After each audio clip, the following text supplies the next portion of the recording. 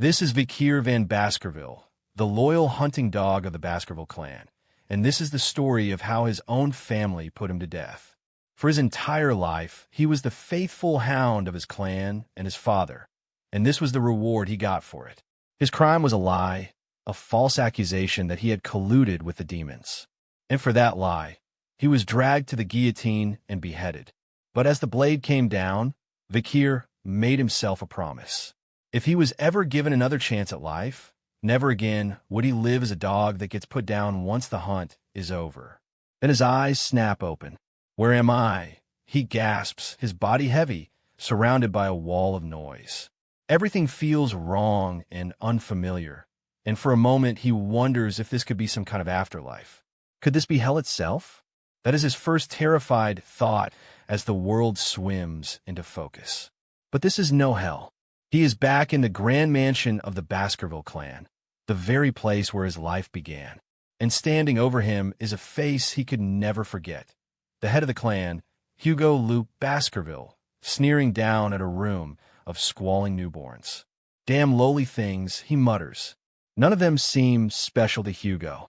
It looks like a gathering of trash this time around. He scoffs, unimpressed with the whole litter. Then his gaze lands on one quiet infant. There appears to be at least one slightly less noisy piece of trash, he remarks, not knowing what he is really looking at. He gives an order to move the babies to the Cradle of Swords, and the servants answer at once, "Yes, sir." And in that tiny newborn body, Vikir's mind is screaming. This man is the main culprit behind the false pretense that got him executed. Hugo de Baskerville. Seeing Hugo this young, he is finally certain of the impossible. Vikir Van Baskerville, has regressed all the way back to when he was just a newborn baby. His previous life was that of a hunting hound. Born an illegitimate child of the clan, he was raised and trained in the harshest of conditions. A hound has to be loyal and dedicated to his mission, and Vikir's missions were assassination, espionage, ambush, and blackmail. He took care of every dirty deed imaginable, all to turn Baskerville into the greatest of the 7 great clans. And the reason for all that loyalty was painfully simple. He just wanted to be acknowledged by Hugo and by the clan. 10 years after the gate to the demon world opened, the long war against the demons finally ended in humanity's victory. And then came the reward for the dog who gave a lifetime of loyalty. Kill the dog after the hunt is over. That old saying was his whole fate, thrown away the moment he stopped being useful. The only real reason he was executed was that the hound had learned too much. "As if I'd ever live such a crummy life again," he swears. He wants his vengeance right now, this instant, but there is nothing a helpless baby can do. Then it hits him. Being moved to the Cradle of Swords is the perfect opportunity to grow his strength. For now, he decides he needs to become stronger. The Cradle of Swords. It is one of the brutal trials every child born to the Baskerville clan must face. The newborns are thrown into a labyrinth of blades and tested on their potential as they crawl toward the legendary river Styx that lies across it. The Styx can strengthen a baby's body like steel, but there is a strict limit to how many infants can ever receive its blessing. In his past life, Vikir was pushed aside by his siblings and never got to receive the river's effect at all. But this time, he vows it will be different. He is going to monopolize the blessing of the river Styx for as long as he possibly can. He plunges in, and the river water seeps through his wounds and rewrites even his bones. To think just having a good start can make this much difference, he marvels. So he grits his teeth and refuses to surface. Endure it, he tells himself, no matter how painful it gets. Endure, endure, endure. On the shore, the servants panic. "Young master, you must come out," they beg. "You will die if you stay submerged any longer. Pull him out, we have to rescue him." Hugo coolly asks how long the child has been under. "About 7 minutes, sir," answers the head butler, John Barrymore. 7 minutes. "He might die, sir," the servants cry, horrified that any infant could last so long beneath the water. Even Hugo himself calls out for the boy to come up now, "My son." But Vikir recognizes that voice at once. It's Hugo. As if I come up that easily, he thinks, digging in his heels. He is determined to absorb as much of the river's power as he possibly can, right up until the very end. When he finally emerges, the onlookers are stunned. Not only did he plunge into the Styx, they gasp. He even drank from it. Hugo asks the child's name. That is young Master Vikir Van Baskerville, comes the reply. Vikir, Hugo repeats. It appears a very greedy son has been born, he says, amused, with no idea of the enemy he has just made. Smile while you still can, Hugo, Vikir seethed from inside that infant body. For now, he knows it is still time to quietly sharpen his fangs. But when the time comes that he can take his master's head in a single bite, the Baskerville name will fade away from history, and it will be by his hand. By the hand of Vikir Van Baskerville, the Iron-Blooded Hound reborn to devour the family that betrayed him. He was born Vikir Van Baskerville, the illegitimate child of Hugo Le Baskerville, the head of a legendary sword clan. Vikir Van Baskerville, a name the clan would only ever remember as a bastard and a tool. By the age of 8, he already had talent the outside world would have called genius. But inside the Baskerville clan, that genius was merely average. At 20, he was handed the dirty work, assassinations, gathering intelligence, and subjugations. By 29, he had fallen behind the main house and felt the hard limit of his own swordsmanship. At 30, the gate to the demon world tore open and the invasion began. For years, he survived that hell, cutting down demon after demon. At 39, the long war finally ended in humanity's victory. And at 40, the loyal hunting dog was at last called forward to receive his reward. But those rewards were nothing like what a lifetime of loyalty had earned him. They were slander, false charges, and the blade of the guillotine. His own clan discarded him like a dog and took his head. Then his eyes open again, and he realizes exactly where he is. That means he has been reborn as an infant, and he already succeeded in absorbing the power of the river Styx. With this, he thinks he will have a far better starting point than he did the first time around. Nearby, a servant mutters in confusion, wondering why the madam ordered her to place something in young Master Vikir's cradle. Vikir knows at once that something is wrong. There should be no one in this house who would give a gift to an illegitimate child like him. And then he sees exactly what was slipped into his cradle. A bloody mamba, one of the rarest and most poisonous snakes alive, coiled beside a helpless infant. Not just one either, 2 of the deadly serpents, planted just to be rid of him. There are not many women called Madam in Baskerville, and Vikir understands the motive instantly. She is clearing away the competition for her own child. To do it, she is willing to let even the other infants of the nursery be massacred alongside him. As expected of Baskerville, he thinks grimly. The savagery runs all the way down to the cradle. But this baby is no ordinary infant. Vikir resolves to end the snakes with his own 2 hands. The next day, the people of Baskerville are horrified when they find a child sleeping peacefully among the corpses of the dead snakes. That day, the nannies on night watch are tortured and executed, yet no one ever discovers how the snakes truly died. Only one young hunting dog knew the truth of what had happened that night. After that, 8 years pass. In a classroom of young masters, an instructor begins teaching the ranks. A swordsman climbs on his way to the top. Those who cannot channel mana into their blade are mere sword beginners. Those who can imbue even a little are sword experts. When that mana finally flows out as a visible aura, they're called a sword graduate. And when the aura can solidify and change shape at the swordsman's will, they earn the title of swordmaster. The very best of Baskerville, Sir Hugo himself, is a sword master, the instructor says, and the children gasp in awe. Vikir already knows this. Hugo is a sword master even now, and he must recover all the strength he had before regressing before the coming-of-age ceremony arrives. With the body he strengthened by submerging in the river Styx for 7 full minutes, and a mind sharp enough to grasp 100 things from one, his talent now sits on a completely different level from the other young masters. The instructors whisper that the clan head will be overjoyed when he hears of young Master Vikir's achievements. But behind that calm face, an 8-year-old Vikir is only asking himself one thing. How many years will he need to kill Hugo? His quiet planning is interrupted by a sneer. Hey, trash half! A group of legitimate children corner him, taunting the illegitimate half about the strange rumors swirling around him.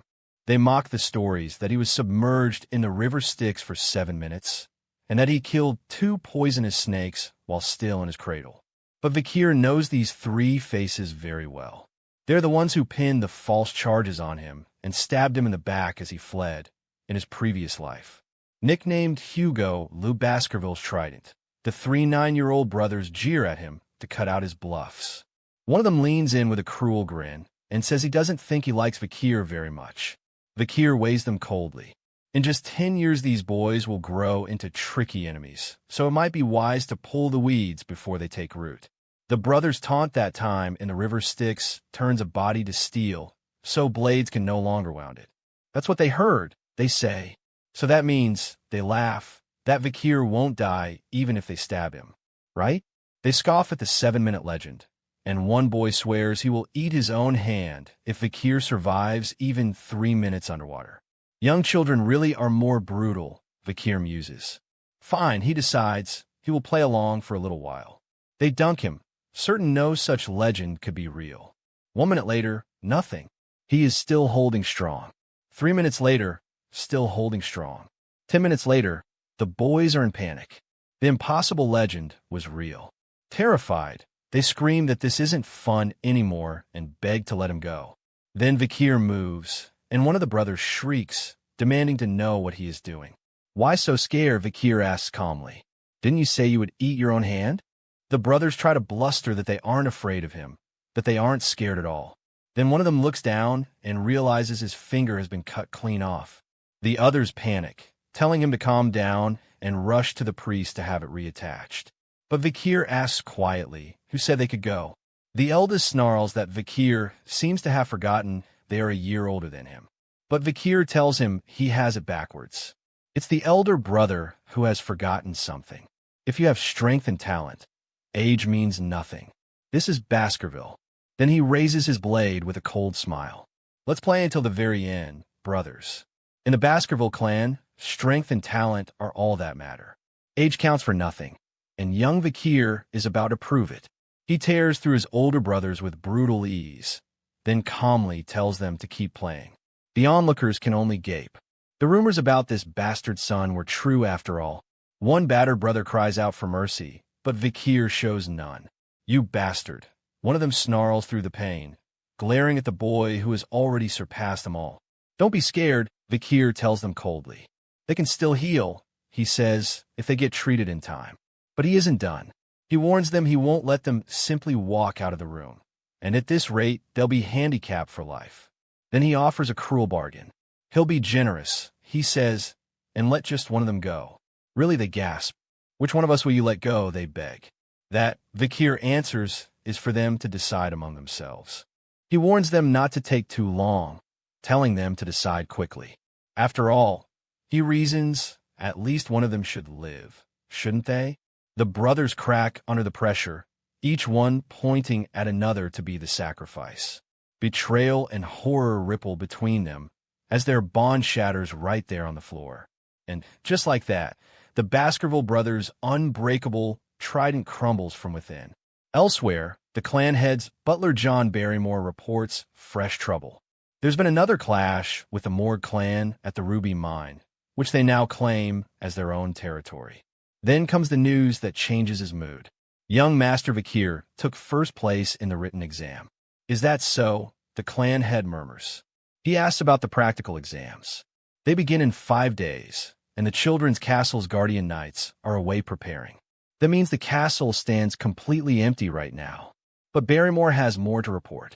There's something he must say about the children's castle. There was a rather big fight between the young masters recently. A big fight, the clan head repeats. His only question is chillingly practical. How many died? No one died, Barrymore says, but the damage is grim. The eldest's teeth are wrecked, the middle brother's jaw caved in, and the youngest of the 3 lost his left index finger. They've recovered with treatment, he adds, but taken heavy mental damage. It's strange, the clan head notes, since those three were so close they'd never turn on each other. That's the point, Barrymore explains. They didn't turn on each other. Another sibling turned them against one another, a younger brother just 1 year their junior. The very young master who placed first in the written exam. Young Master Vikir. Later, Vikir is summoned before the clan head himself. You've grown a lot, the man says as the boy greets him politely. I heard you crippled the triplets in the advanced class, the clan head remarks. But didn't they get proper treatment? Vikir replies evenly. I wasn't talking about their bodies, the clan head says. I meant how you crippled their hearts. Since that day, the three eat apart and no longer speak. Their famed three-way combination attack was a work of art, and Vikir has left a massive rift between them. Don't you think you did something wrong? The clan head asks. Wrong? What did I do wrong? Vikir answers. Didn't you turn your older brothers into total wrecks? The clan head presses. But I'm stronger than them, Vikir says without a flicker of guilt.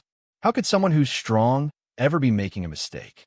Your brothers came here before you, the clan head tells him, and generously forgave you. Do you still feel no guilt? Forgave me, Vikir echoes, and the word stirs something buried deep in his memories. He remembers a time from before his regression, a moment from the life he already lived and lost. The last survivor of a clan the Baskervilles had destroyed once came to face Hugo directly. She had become a nun over the years, and she came to tell him that she forgave him. And after hearing that, Vikir recalls, Hugo answered her with words he would never forget. Forgiveness, Hugo declared, is nothing more than the sorry excuse of the weak who can't get revenge. Strength is justice, and to be weak is a sin. It seems, the clan head says now, that Vikir understands the Baskerville family motto all too well. Pleased, the clan head calls to his butler. Barrymore. Yes, clan head. Take him to the food warehouse, he orders, and give the boy whatever snacks he wants. But don't get greedy, he adds. Give him only as much as he can carry. Thank you, clan head. Vikir beams, asking if he can have chocolate. Before he goes, the clan head leaves him with one instruction. The upcoming midterm assessment. Do well, son. And don't lose to anyone in the main house, he warns. At the warehouse, the staff present their finest chocolate, the kind the gourmet young ladies of the Morgue clan adore. It's the highest quality product they acquired with great difficulty, they boast. But Vikir refuses. I don't need anything processed, he says. He wants cacao beans instead. He tells them, the kind with a very strong flavor. Are you talking about the unprocessed beans? A servant stammers in disbelief. These are bloody beans, an extreme kind of cacao, where a single bean can make 100 liters of chocolate. The staff can't believe he's eating the bitter beans raw. He must really love the taste of chocolate, they murmur. They think he's being clever, order to take only as much as he can carry. He's found a way to hold the most chocolate possible within those exact limits. Should we process these for your room? They ask. No, Vikir says. Just give them to me as is. The staff can only wonder if the young master simply has a very unique personality. But Vikir never wanted the chocolate to eat it. The true purpose of these bloody beans will reveal itself in the practical exam, just 5 days away. Because on that day, an unprecedented, massive incident is going to strike the Baskerville clan. And whether the world is ready or not, Vikir's plan is already in motion. The Baskerville clan is known to the world as the Berserker clan, and every child born into it is put through a brutal education program. Barely able to walk, they are forced to climb steep mountains for stamina training, and resting outside designated times is simply not allowed. At bedtime, they're made to sleep beside the corpse of a demonic creature, or even a living baby one, just to adapt them to the harshness of their world. The young hounds face assessments of gruesome difficulty, and this savage upbringing continues until the moment they turn 8 years old. That is why the clan earned its terrifying name. Now comes the practical assessment, the survival exam, and the young hounds are gathered at Mt. Rouge et Lenoir, a mountain packed with demonic creatures captured along the borders of their territory. The clan's instructor, Guide Dog Pavlov Van Baskerville, lays out the rules for the young masters. The assessment itself, he says, is simple. Survive here for 1 month and hunt strong demonic creatures. Those are the only two things they need to keep in mind. He explains the scoring. 10 points for saving a life, 30 for doing it uninjured, 50 for surviving by eliminating another young master, and 70 for hunting down a demonic creature and living to tell it, and a full 90 points for meeting every single one of those conditions. On top of that, each person is handed a badge, and stealing someone else's badge counts toward bonus points. But die and you score 0. There is no way to reach 100 points. He warns them to keep Sir Hugo's teachings in mind, because letting your guard down here means immediate death. He advises them not to leave the restricted area, since empty Le Rouge et Le Noir is full of unexplored, dangerous zones. Better to stay where the subjugated demonic creatures roam. The Guardian Knights will secretly score them throughout the exam. As they watch, the young masters whisper about one boy. Is that the one who stayed submerged in the river Styx for 7 full minutes? They say he choked 2 venomous snakes to death while still in his cradle. He got full marks on the written test too, they murmur. Now let's see if he can perform in the practical assessment. That prodigy is Vikir. Le Rouge et le Noir, et thanks to himself. It's been a while since I was last here. The bell will signal the start of the assessment. The instructor tells them he prays for their success. The moment it begins, the young masters scatter. One rushes to claim an advantageous spot he scouted during last year's exam. Others plot to cheat the system. There's no rule saying you have to survive alone. One reasons, so they decide to trail him and steal his points. But their target snaps back. Don't order me around. He barks. I'll do fine on my own, so focus on yourself. Meanwhile, Vikir moves calmly, already reading the game. Has it already begun? This exam doesn't encourage killing, he notes, but it isn't forbidden either. Since there are point deductions for it, everyone will try their hardest to avoid killing others with their own hands. And the guide dogs watching over everything will make sure deaths are kept to a minimum. Vikir already understands the exam better than anyone running it. His own assigned guide dog trails behind, watching him push toward the edge of the map.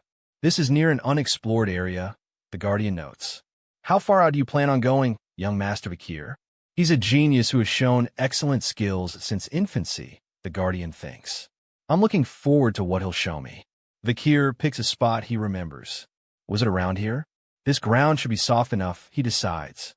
Now that he's chosen where he'll be staying for the time being, he turns to a very different plan. Is it time for me to enjoy my vacation? He wonders. His guide dog nearly chokes. Vacation? For several days straight. All Vikir does is sleep and dig a hole, breaking only to hunt for food and gather firewood. The Guardian watches in disbelief. Is he really planning to just hide here and kill time? Were the rumors of his genius nothing but talk? The guide dog wonders. There's no point watching over him if he's only going to hide. Eventually the Guardian gives up and leaves. Vikir waits, then thinks to himself, is he finally gone? That solitude was exactly the point. A voice pipes up about cacao beans being the best for removing the gamey smell from meat, especially concentrated bloody ones. Camping like this, Vikir admits, is a bit nostalgic. With his watcher finally gone, the hindrance has been removed, and his preparations are complete. Now, Vikir asks himself with a grin, shall I begin my hunt? A few days later, deep within the unexplored area, Vikir presses forward. Beyond this point lies land nobody has mapped, but to him it's familiar ground. These parts were basically my backyard when I was a scout, he recalls from his past life. He tracks his prey by scent. A scorching smell that stings the nose, dead burnt roots. That thing's habitat should be somewhere around here. Then he spots it, burning excitement in the air. There's only one demonic creature in these parts that leaves an excretion like this. I got sick of them during my scout days, he admits, but seeing one now is quite welcome. It's a hellhound.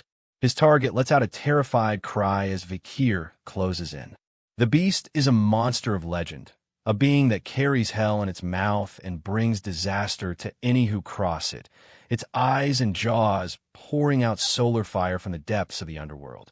And Vikir strides toward it without a shred of fear, ready to hunt the very creature others flee from. Deep in the trial grounds, Vikir comes face to face with demonic creatures born from the hellfires of oil hell. They are hellhounds.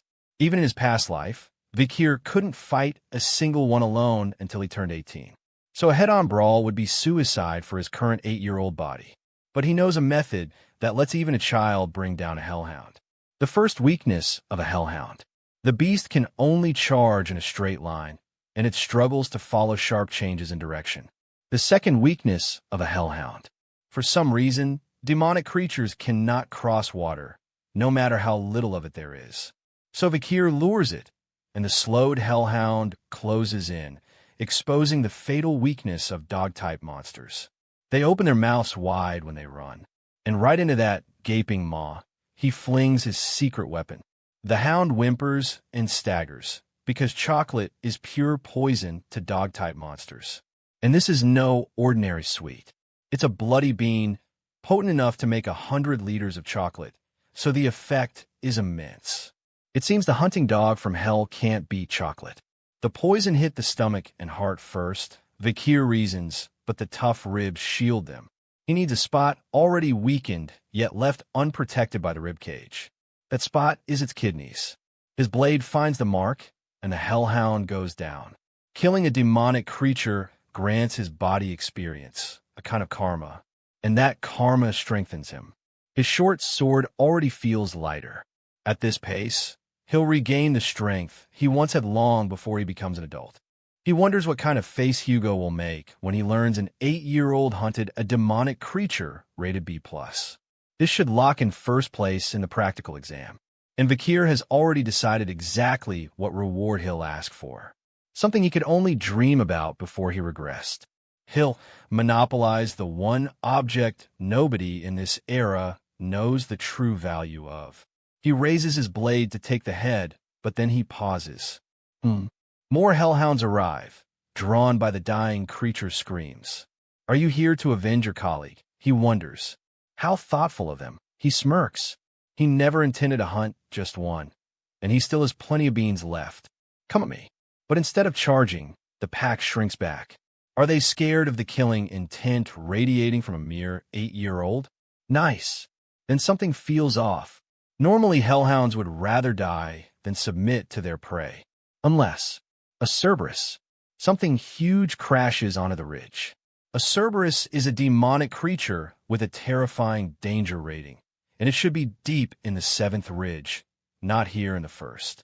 Then Vikir notices something. It's bleeding. Looking closer, there are arrow wounds all over its body. Was someone trying to hunt it?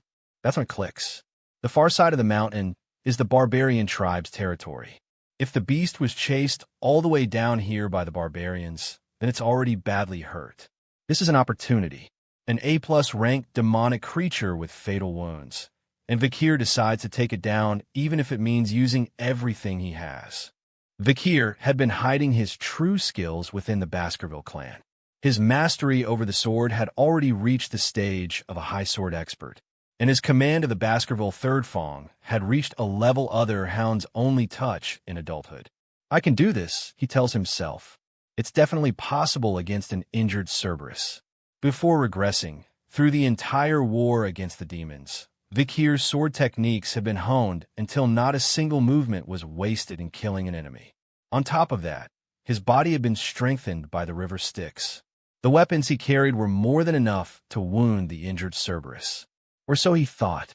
He believed his strikes were dealing damage. But a single moment of carelessness opened a window, and the Cerberus seized it, tearing in with its claws.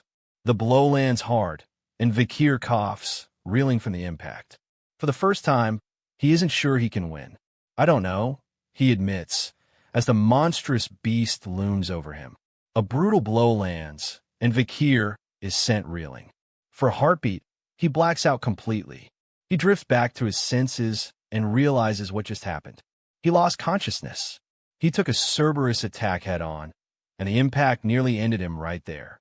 His entire left arm is screaming in pain. For a terrifying moment, he wonders if it got torn clean off. Even with the beast already wounded, Vikir walked away this hurt from a single clash. He credits his survival to the effects of the river Styx, the brutal training that reforged his young body. Still, the damage is real. He knows he would never survive a second hit like that. is a desperate situation. But even cornered, a veteran hunter always looks for the best course forward. So he weighs the smartest move he can make right now, and he lands on the 36th stratagem: retreat. When the enemy is too strong, run. He knows if it weren't for that wound on Cerberus's side, he would already have been caught and torn apart. He sprints toward the steel fence marking the edge of the boundary, the wounded monster hot on his heels. His whole plan hinges on reaching a specific spot he prepared in advance. If Cerberus catches him before he gets there, he is dead. It is that simple. Eyes darting, he searches the ground. It should be right around here. Then he spots it. Found it. Just a little further, he tells himself, legs burning, the beast closing in behind him. A little more. Then, at the exact right instant, he springs the trap. Now, Cerberus lunges after him and slams straight into it. Vikir turns on the snarling monster with a grim smile. Welcome to the Cradle of Swords, Cerberus. Even he can hardly believe it. The trap he built to use against the Hellhound pack has instead snared Cerberus itself. He explains his logic. Just like a Hellhound, Cerberus is a dog-type monster. The bloody bean extract coating the spearheads should hit it like poison. The beast doesn't drop in one hit, and Vikir figures it must be a high-ranking demonic creature to endure this much.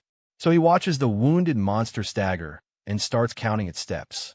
1, 2, 3, 4, 5, 6, 7. And on the 7th step, the beast finally collapses. Exactly 7 steps, just like the legend said. The rumors were true, because one wooden spear he threw was different from all the rest. It was tipped with the poison fang of a bloody mamba, a venom so potent its victims can barely walk 7 steps after a single bite. He's glad he stashed that away back when he was young, saving it for a moment exactly like this.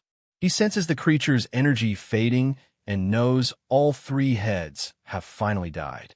Then a practical problem hits him as he stares at the massive corpse. How on earth is he supposed to carry this thing back? Cerberus's cause of death will be obvious, and he figures the guardian knight who watched him sharpen his spear can testify on his behalf. But before any of that, there's one more thing he needs to do.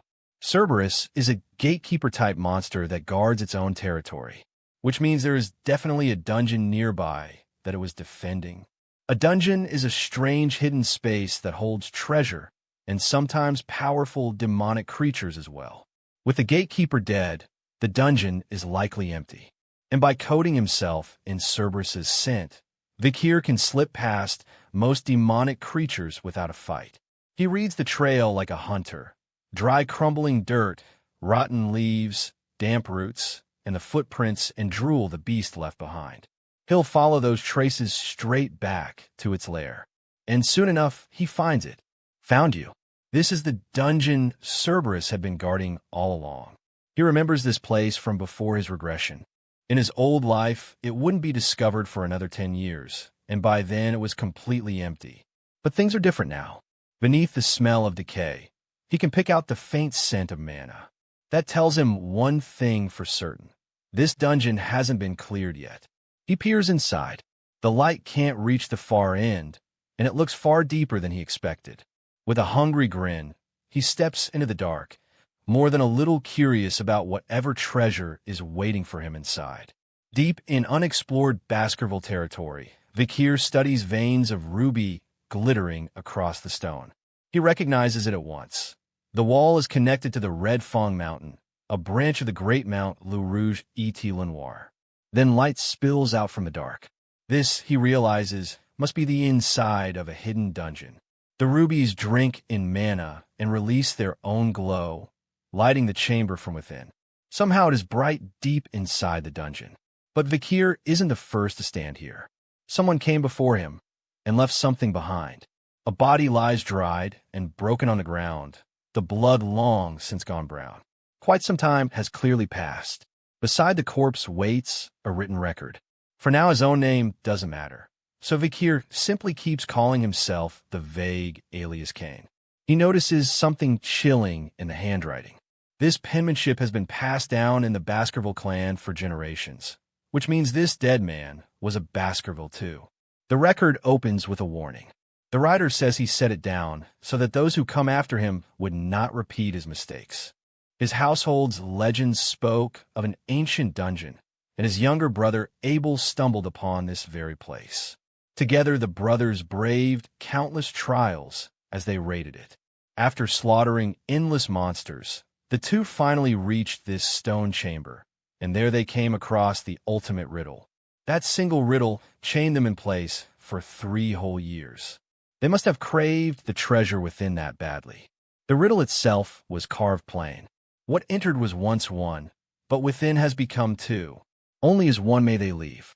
The brothers pondered the grim words for a long time, and both arrived at the very same conclusion.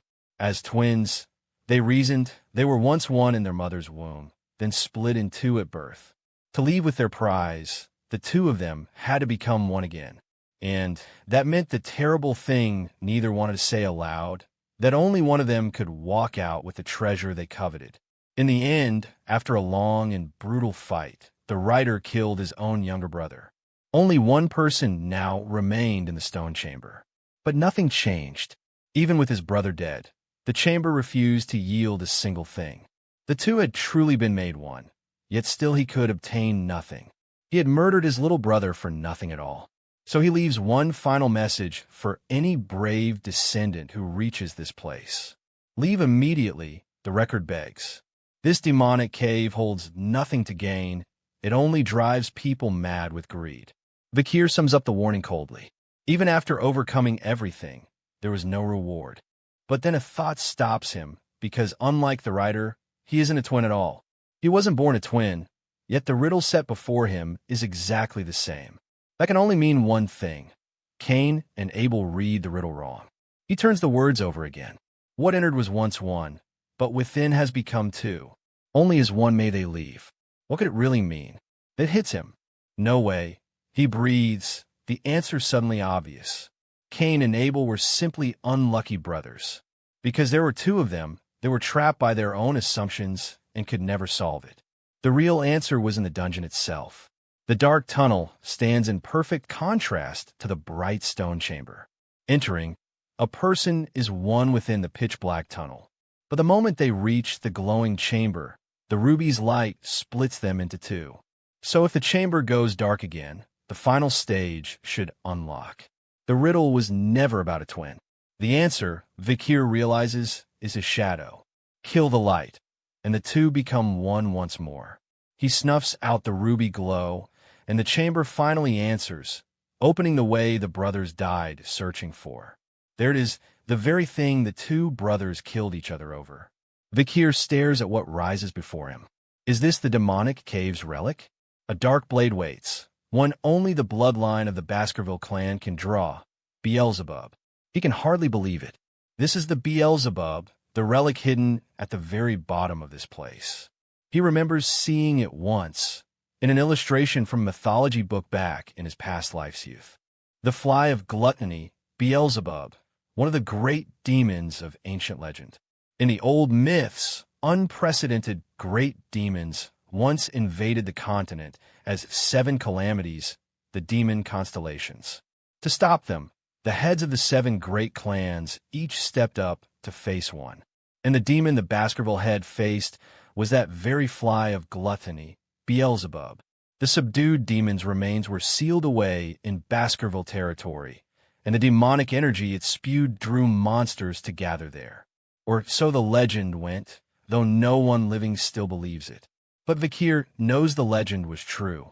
In the future, this very sword falls into the hands of the demons and brings death to countless humans on the battlefield. This life, he vows, that will never happen. Because now, this blade shall be his.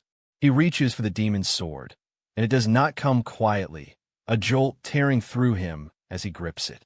But he holds on. A sword forged from the remains of a demon constellation. Claiming Beelzebub is an unexpected windfall he never planned for. With the demon blade in hand, Vikir wonders just how much stronger he can grow in this second life. And he can't wait to find out. Deep in the uncleared dungeon, Vikir decides there's nothing more to gain from this spot. Time to head back, he thinks. But something stops him cold. He mutters, a strange sensation crawling through him. A wave of dizziness hits, and he realizes it isn't dizziness at all.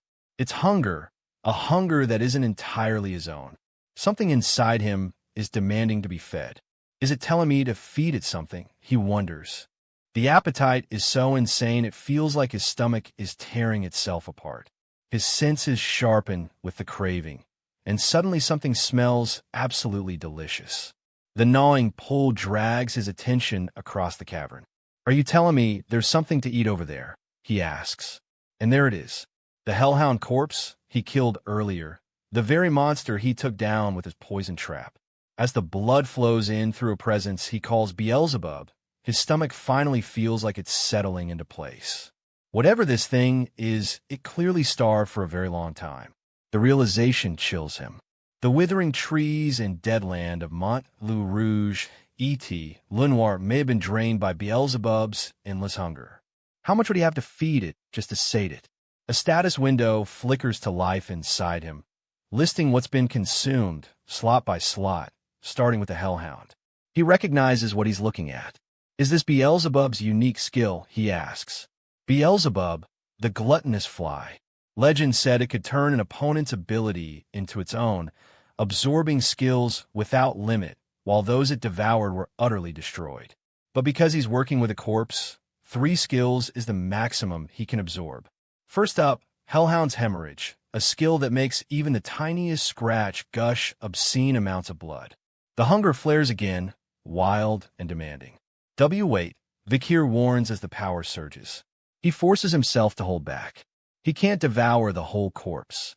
If it's too damaged when the examiners inspect it later, he'll have no way to explain himself. Stop it, he commands, wrestling the ravenous instinct back under control. The window updates with his haul, 3 filled slots buzzing before him. Incinerate from the Cerberus, Hemorrhage from the Hellhound, and Rapid Regeneration. Rapid Regeneration catches him off guard. It must have also eaten the brown rat corpse he'd hidden underneath the Cerberus. Still, landing the Incinerate skill from the Cerberus is a massive harvest. Being burned alive is one of the worst ways to die, far fouler even than the Hellhound's Hemorrhage. With the demonic creature already prepared for the practical exam, Vikir figures he can finally just relax until the assessment is over.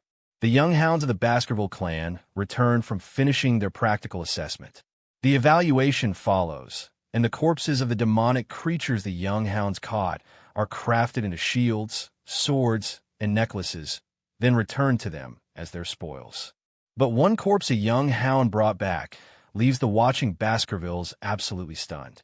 Young Master Vikir Van Baskerville, just 8 years old, had accidentally wandered into the unexplored area during his exam and hunted a Cerberus, a monster with a terrifying danger rating. The elders can't believe it.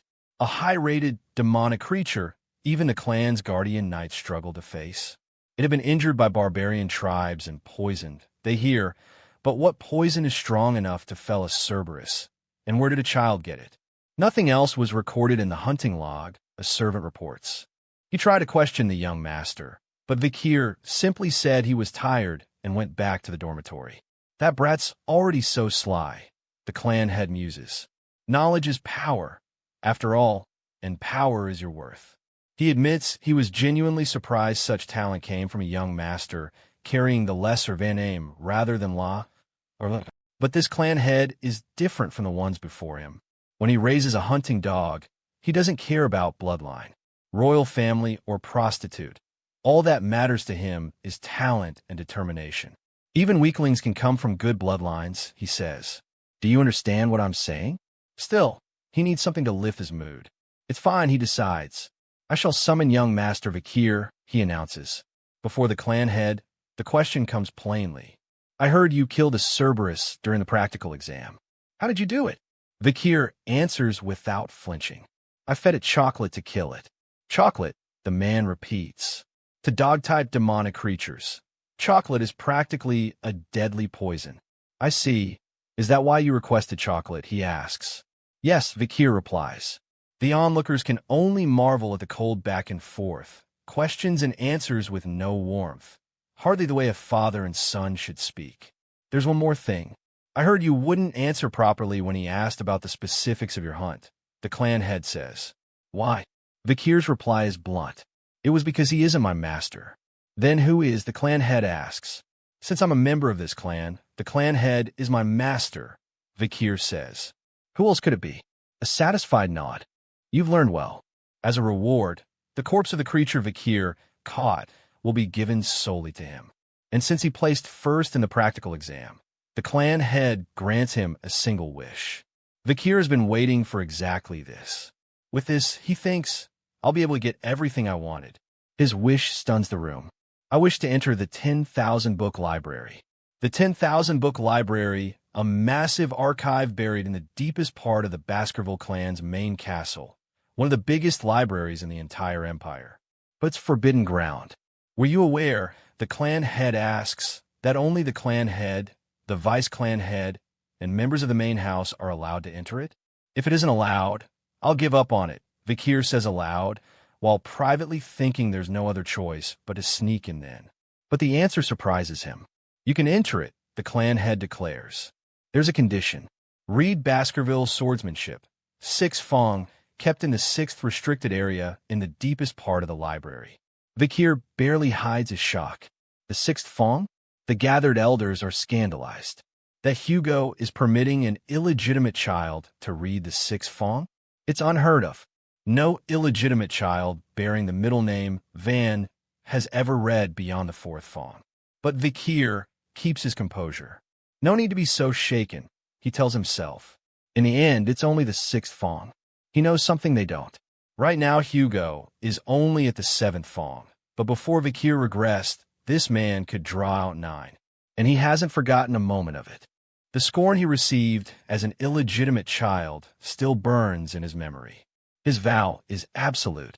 In this life, I'll surpass Hugo, because through this, he'll claim the swordsmanship scripture holding Baskerville's true pure essence, a text discovered only late in his past life, written by the clan's first head, the man who slew the 7 calamities. And who's going to hand that scripture to me, Vikir wonders. He already knows the answer. Vikir Van Baskerville. You'll be the one handing it to me. I'll be looking forward to it. Out loud, Vikir only bows. Thank you. I will do my best to meet your expectations. And to himself, a quiet promise. You won't even know the value of the thing you're handing over. Vikir finally stands inside the Baskerville clan's legendary 10,000 book library. It's the first time he has ever seen it in person with his own eyes. Shelf after shelf holds the scriptures for every swordsmanship he ever craved before his regression. Severing incisor, crushing molar, stabbing canine, double impaling snaggletooth, lying wisdom tooth. Every technique he once dreamed of is right here. But there's a cruel rule. In the Baskerville clan, no matter how much mana an illegitimate child has, they're forbidden from learning any swordsmanship above the 4th fong. It's a policy to make sure the pawns bred to be hunting dogs can never bare their fangs at the true masters. That's why it stuns him that the sword master Hugo himself offered to let Vikir study a 6th fong swordsmanship. Before his regression, he could never have dreamed of it in a million years. Hugo only allowed it because he was certain an 8-year-old could never memorize such a technique in a single day. But Hugo doesn't know that before regressing, Vikir studied the theory of the 1st through 4th fangs like a madman, until he could correctly guess at the 5th fong he was never even taught. The only thing that ever stopped him was one flaw. After drawing the 4th fong, he was forced to snap the flow of his mana, and that's why he could never complete the 5th. Baskerville swordsmanship is measured in fangs. Level 1 is 1 fong. Level 2 is 2 fangs, each defined by the crimson sword aura that erupts as the fangs are drawn. But Vikir doesn't care about the 6th fong. He came into this library today with a completely different goal in mind. What he truly desires is a level far higher than anything the clan would ever hand him. The library attendants are baffled when the young master turns to leave so soon. The real swordsmanship scriptures are deeper inside. They tell him, offering to fetch anything he forgot. Vikir simply says he's already done with his business here. Already? They press him to read more before going. He waves them off, saying he only plans to skim a few other scriptures on his way out, so they can ignore him and get back to work. The attendants smirk among themselves. If it were them, they'd be reading the prized scriptures deep inside, not wandering off toward the junk. Does the boy just not understand their value because he's young, they wonder. Vikir lets them think whatever they want. There's no way they could know that buried among these dusty, worthless miscellaneous scriptures, a real treasure lies hidden. His fingers stop. Huh, found it. Lurking embedded teeth. This is the one. He's absolutely sure of it. It's a basic first Fong scripture that not even Baskerville children bother to read. With so many of its middle pages torn out, no wonder it was dumped into the lowly miscellaneous pile. But Vikir knows the true value of this ruined little book. Before his regression, the Hound unit he belonged to discovered a strange relic deep inside a dungeon on the border of Mt. Louge et Lenoir. It was a single torn-out page of a swordsmanship scripture. The page was written in ancient Baskerville handwriting. Sensing something was off about it, Hugo ordered his people to comb the entire 10,000-book library for the book it belonged to. That book was the very scripture called Lurking Embedded Teeth. Penned by an ancestral Baskerville, it detailed the method to reach the impossible 10th Fong.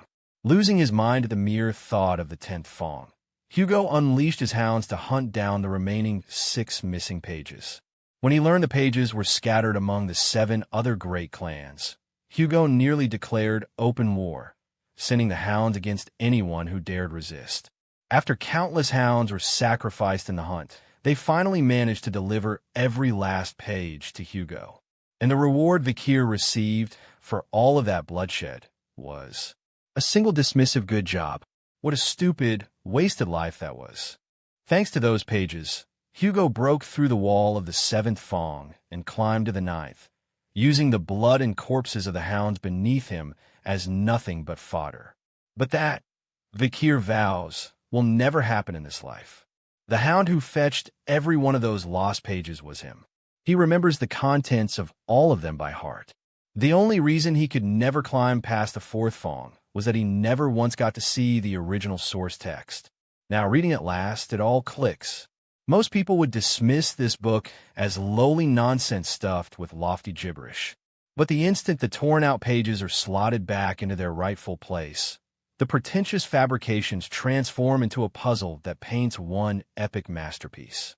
Before his regression, Vikir reached the 4th Fong in the rank of high-ranking sword graduate in Aura. He swears to himself he'll become that strong again before he even turns 15. He loses himself completely in the book. Did I really focus the entire day? But thanks to that obsession, he has memorized every word, enough to recite the whole thing backwards. He goes still, sensing the air. The guardian knights are gone. He can't feel their presence anywhere nearby.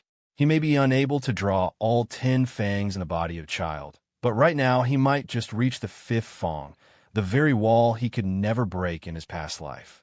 He draws his stance and unleashes it. Baskerville 1st Fong, 2nd Fong, 3rd Fong, 4th Fong. The crimson aura blazes one after another, faster and cleaner than it ever did before. Before regressing, he lived a shabby, humiliating life. He clawed his way to the highest-ranking graduate aura through sheer hard work. Yet the main house always looked down on him for being unable to learn a swordsmanship worthy of it. The one and only reason he could never reach the 5th Fong was that he was an illegitimate child, as if he'd ever live such a life over again. And then it happens. It's a little rough, a little lacking, but he manages it. Vikir draws the 5th Fong. A warm feeling surges up from his heart, almost choking him. Vikir wants to weep tears of joy at finally crossing the wall of the 5th Fong. In the entire history of Baskerville, no young hound's fangs had ever grown this fast, and every one of them was already aimed straight at his master's throat. Deep in his training, Vikir succeeds in drawing the 5th Fong. If he can just boost his mana now, he thinks he'll finally reach the level he was at before he regressed. His mana hole is growing steadily too. Through this latest enlightenment, it has expanded by a whole dimension. A flowing, liquid aura begins to seep from him, the unmistakable mark of a graduate. He has leveled up from high-ranking sword expert all the way to low-ranking graduate. It's a level he only reached at age 30 in his past life. And now he stands there having claimed it at just 8 years old. A sword graduate is on a completely different plane than a mere expert. As his gaseous aura hardens into liquid form, its density climbs, and its power to change shape grows almost limitless. He has also obtained a swordsmanship greater than anything he wielded before regressing, one that doesn't stop at the 5th form but can reach all the way to the 10th form. A sword art with infinite potential. Compared to the stabbing canine he learned before, which had hard limits on its growth, this new art, the lurking embedded teeth, fuses offense and defense perfectly and has no ceiling at all. If he just puts his mind to it, Vikir figures he could take on a medium-ranking graduate. 100% chance of success if it's an assassination, 50% in a frontal assault. The real problem is how much he should reveal to Swordmaster Hugo. He decides to plant just enough expectation in the old man, so he can keep draining benefits out of him. Then, coldly, Vikir makes his move against Hugo's future. With this, he thinks the chance of Hugo and his hunting dogs ever reaching the 10th tooth is gone for good. Everyone except him, that is. Suddenly, a servant recoils in horror. "What is this smell?" he cries. "Young Master Vikir, what did you do?" Vikir apologizes smoothly, saying he was careless and burned the book by leaving a magnifying glass sitting on it. If it needs reporting, he offers he'll go tell the butler himself. But the flustered servant insists it's nothing the young master should apologize for. "It's our fault for not caring for you enough," the man says. More than anything, he's just relieved it was only some random books that got burned. "Yeah, they were all miscellaneous," Vikir agrees. "Aren't the knights busy with the Morg clan over the ruby mine? You shouldn't waste attention on a little thing like this." The servants decide it's best to treat it like it never happened. If the young master can look past it, then so can they. Vikir thanks them for their time and suggests they keep it a quiet secret between them. "Yes, young master," they eagerly agree. As he walks off, the servants murmur among themselves. "Young Master Vikir, he's a good person," one says. To even consider his servants' feelings, what a respectable young man. Later, before his father the clan head, the interrogation begins. "And so, did you have an enlightenment inside the library?" "A little bit," Vikir answers modestly. His father lets out an intrigued chuckle. "What exactly did you feel in there?" the man presses. "Something warm and sharp," Vikir muses, "and yet also soft and wave-like. That's the sensation he felt." His father goes silent, then asks carefully, "Could it be aura, perhaps?" "Oha, the proof that one has truly stepped into the world of the sword." Even relentless prodigies had to be at least 15 years old to enter the realm of low-ranking sword expert. "What am I even thinking?" his father tells himself. He's only an 8-year-old child. Still, he can't help asking, "Could you show your father what that is?" "Of course," Vikir replies. The butler asks the clan head how he plans to test the young master's skill. "I'll send in a suitable demonic beast for him," the man answers. "A demonic beast," the butler repeats, uneasy. "That's right," the clan head says. "And he starved this one to make it a little more sensitive and vicious." The beast is dragged out, and it's an orc. "Isn't this too much for an 8-year-old? Someone protests.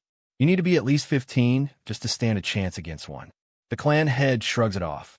"Well, if something happens, he's sure the guardian knights will step in." The starved orc lunges, but something is wrong. It suddenly shrieks in shock and pain. The monster howls as its own body betrays it, blood pouring out where none should. Did it just panic at feeling itself bleed for the first time? Vikir wonders. Otherwise, the orc's signature rapid regeneration would have kicked in by now. There's no way a lowly C-rank demonic beast could stop a B-plus rank curse like the Hellhound's hemorrhage. The skill hemorrhage tears through its flesh unchecked. The watching knights are stunned. That's an 8-year-old? How did he do that with just his body, without even using mana? Vikir reads his father's face. The man is saying he still hasn't shown what he unlocked in the library. Then, Vikir decides he'll show it to him just as he wishes. He raises his blade, and the onlookers gasp. That's an aura blade. The orc is finished, torn apart before it can even regenerate. That's a low-rank sword expert's aura, the butler breathes. Congratulations, clan head. The genius of the generation has appeared. His father only mutters, "Is that really what you think? Among all the clans of the empire, there will never be a genius like this," the butler gushes. Stop right there, butler, the clan head cuts in. Looking closer, the orc was a little odd, his father says. The specialty of orcs is their incredible regeneration, yet this one never healed at all. He tells himself the boy only won because the orc had been badly weakened. Even now, his father can't be honest with himself and simply feel proud. Then Vikir speaks up. Wait, father, is there anything stronger than the orc? Vikir asks. The demonic beast codex lists species after species far above it, and he wants a real opponent. The whole hall freezes. The 8-year-old bastard son isn't satisfied. He's asking for something deadlier, leaving his father and the knights utterly speechless.